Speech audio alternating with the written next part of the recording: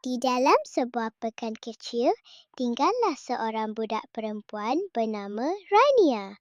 Orangnya manis dan bersopan santun serta suka membantu orang.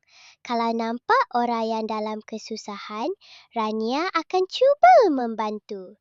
Rumah Rania bersebelahan dengan rumah Mak Umi, seorang nenek tua yang tinggal seorang diri. Tak jauh dari situ pula, ada seorang anak yatim bernama Saad.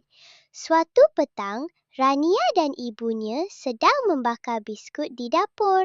Bau biskut panas itu merebak ke seluruh rumah sampai keluar tingkap.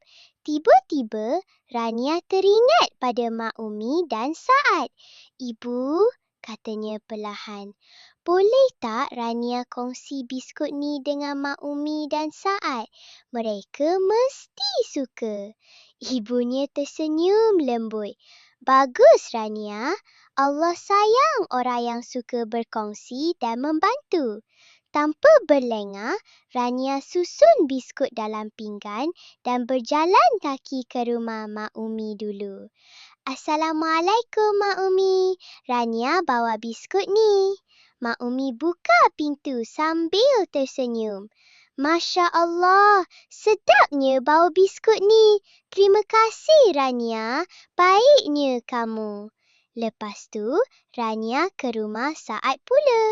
Bila Saad nampak biskut tu, matanya bersinar-sinar.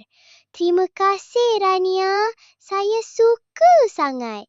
Saya doakan semoga Rania selalu gembira." Hati Rania merasa lapang. Dia tahu kegembiraan sebenar bukan pada apa yang kita dapat, tapi pada apa yang kita beri. Malam tu, sebelum tidur, Rania teringat firman Allah dalam Al-Quran.